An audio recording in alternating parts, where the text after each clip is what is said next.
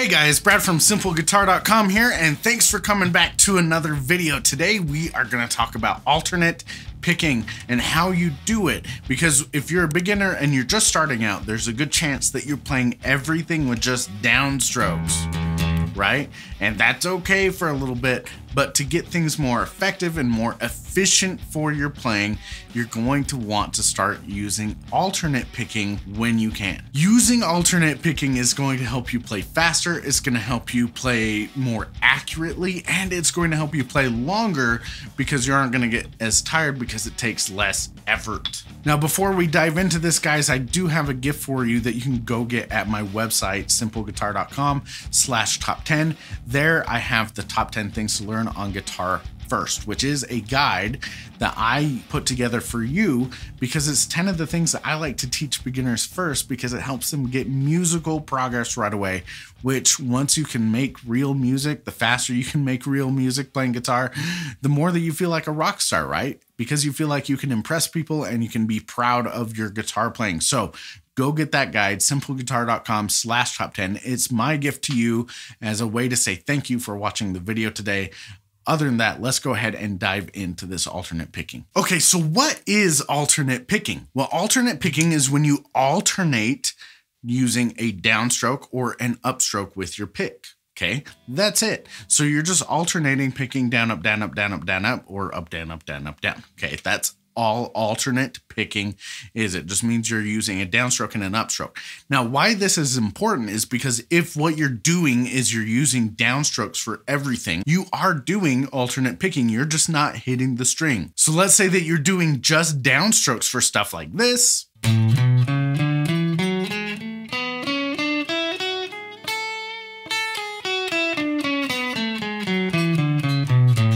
When you're doing just downstrokes like that, you are doing alternate picking, because when you do a downstroke, or your wrist moves your pick down like this, and then it has to move it up to do the next downstroke, but you're just not hitting the string. So you are going down, up, down, up, down, up, down, up, down, up for every picking stroke that you do, but you're just not hitting the string when your hand comes up.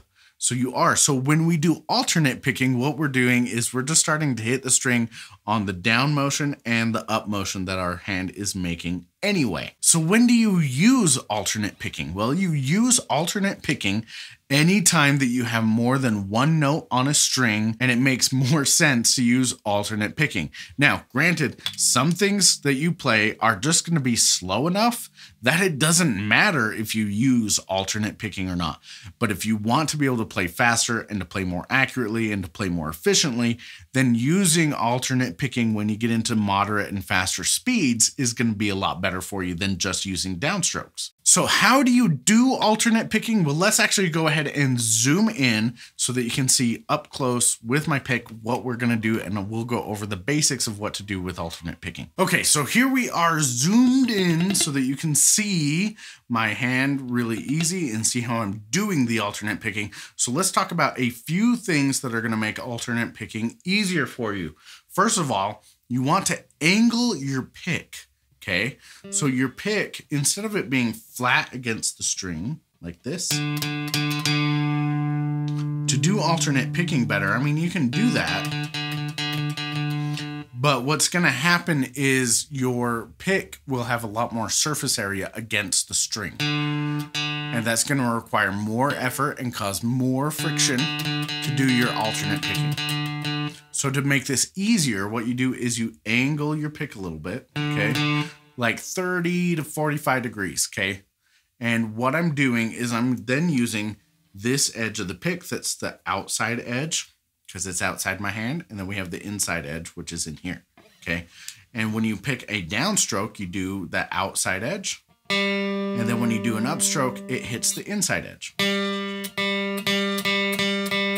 And so I'm using a different edge for a downstroke and for an upstroke because of my pick angle. Now, some people will reverse this, and for them, it works. So it depends, but try it both ways. Try angling it down this way with your outside edge outside of your hand, going for the downstroke, and then your inside edge for the upstroke. And then if you want to, you can switch it and you can do the inside edge for your downstroke by reversing it.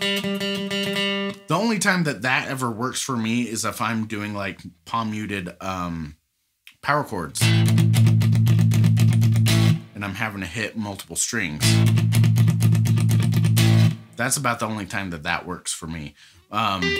Normally for general alternate picking, I'm just angled down like that. Now, the other thing is you want to make sure that your picking motion is coming from your wrist, not from your elbow for now, okay? There are times that it will come from your elbow, but for strict alternate picking, we want it to come from your wrist. And you also don't want it to come from your fingers, okay? So you don't want to be picking with your fingers like this. You want it to come from your wrist motion here. And the way to practice this is to flip your guitar over like this, and you place your hand down. So I'm placing this whole bottom part of my palm flat on the guitar, and then I'm putting my pick down, and then you move your hand back and forth. Okay, if you do that, that's the picking motion that you need, okay? So same thing here. I'm putting my whole hand down like that, and then I can use my wrist to do my alternate picking. That's going to be way more efficient. Now, why is this going to be better? Because if your picking is coming from your fingers, you're going to swoop, where your picking motion is going like this. You're creating this big arc. But if it's coming from your wrist, you can make much more efficient, much smaller motions that are just going in a straight line, straight down, straight up, like that. And that's going to make it a lot easier. So make sure your pick is angled 30 to 45 degrees so that you're using the outside edge when you go down and the inside edge when you go up. Make sure that your picking motion is coming from your wrist and not from your elbow or your fingers. And make sure that you are not swooping when you pick and that your picking is just straight up and down. So how are you going to practice alternate picking? Well, a couple of my favorite things to do with students is to actually give them the thunderstruck riff, even just the beginning part, which is on your second string, and you're going to alternate between your open second string and then your 4th fret, and then your open, and then your 7th fret, and then open. And then you're just going to repeat that. So open 4, open 7, open 4, open 7, open.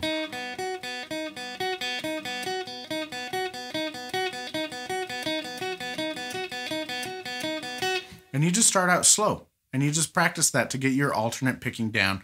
And then if you want to sound cool, you scoot your hand up so that you're playing 5 and 8 instead of 4 and 7. And then you get this.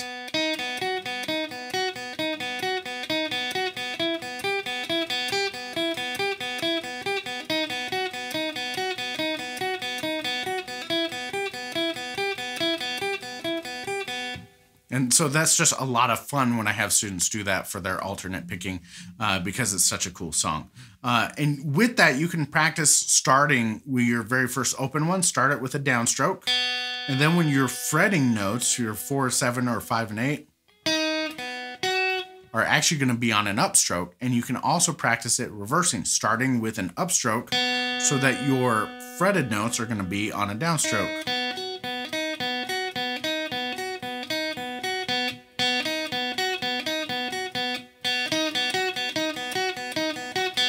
You can practice it both ways and get good at doing both, okay? Now, another one that students really like is actually Peter Gunn, kind of a simplified version of Peter Gunn, which is the old spy theme song, right? And what you're doing is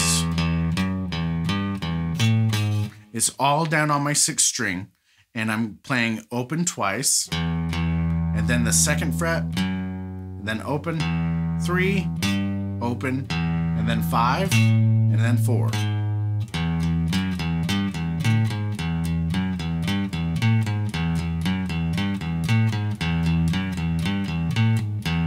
Now that one's a lot of fun. A lot of students, especially kids, really love that one because it sounds cool.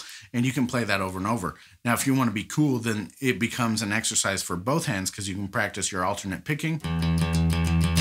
And then you can also practice using your 1st finger on the 2nd fret, 2nd finger on the 3rd fret, your pinky on the 5th fret, and your 3rd finger on the 4th fret. So you're getting all 4 of your fretting hand fingers as well. Other thing that you can do when you're practicing this is just use it with your scales and anything else that you play. So for example, you can just play it with scales and practice alternating. So if you know your pentatonic scales, then you just do this.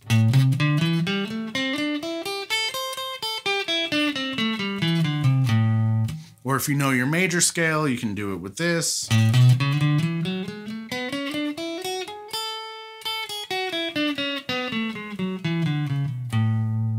Now, if you do 3-note per string scales, one thing that some people get confused with alternate picking is you don't have to stick to a strict down, up, down, up, down, up, down, up, down, up pattern, because you can get more efficient with it and actually do what's called economy picking, where if you change strings, you don't have to go down on this string and then I'm going to play the next string. You don't have to skip over it and change direction to do an upstroke. I can actually pick down here and be more efficient by picking a downstroke on the next string, which is picking in the direction of my string change. And so this works really great if you look at like 3-note per string scales, because then on your 3-note per string scale, your picking is going to be down, up, down, down, up, down, down, up, down, down, up, down, down, up, down, down, up, down.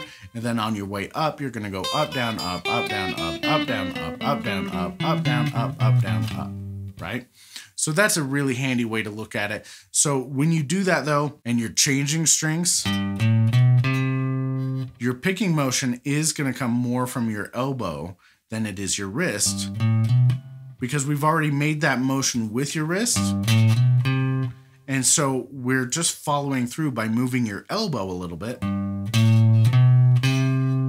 for that last one.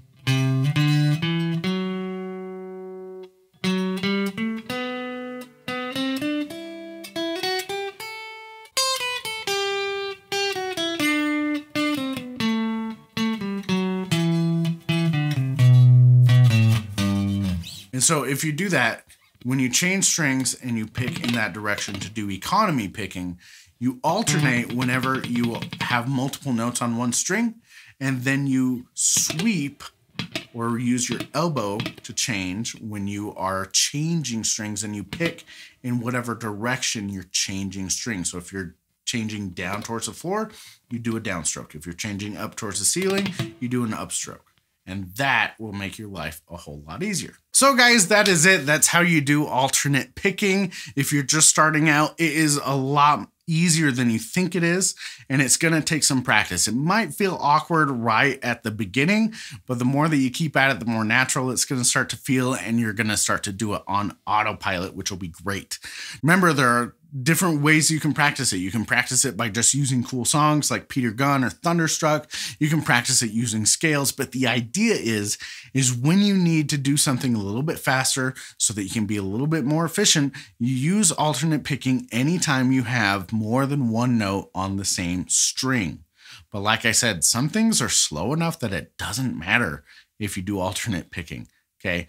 So when you're getting to your moderate and your higher speeds for stuff, alternate picking will make your life easier. It's going to help you play faster. It's going to help you play more accurately, and it's going to help you play longer because we're utilizing both directions that your pick is already moving. You're hitting it on the downstroke and the upstroke. And then remember, the rules for it are to keep your pick angled to 30 to 45 degrees, okay? So that you're using the outside edge of your pick when you do your downstroke and the inside edge of your pick when you do your upstroke. And that way you're using both edges of your pick and it's not just flat against the string. Make sure that your picking motion comes from your wrist and not from your fingers or your elbow unless you're changing strings. Then you will pick from your elbow and it'll move from there. Sound good? So that is alternate picking, guys. Now, I do have a gift for you as my thank you for you watching this video and spending some time with me here and learning how to do alternate picking. If you go to simpleguitar.com/top10, I have a guide for you there called the top 10 things to learn on guitar first, because a lot of the things that beginners learn when they're first starting out, like open chords even, is harder than what you need to do to actually be able to play real music. So for example, the first thing in the guide is to play power chords. because power chords are so much easier. And I do talk about drop D power chords, where you tune your guitar down to drop D.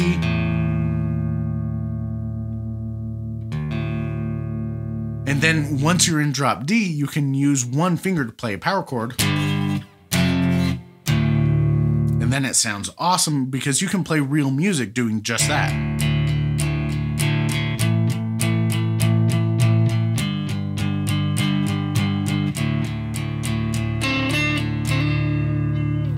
And it sounds really cool. So that's what I do with students all the time.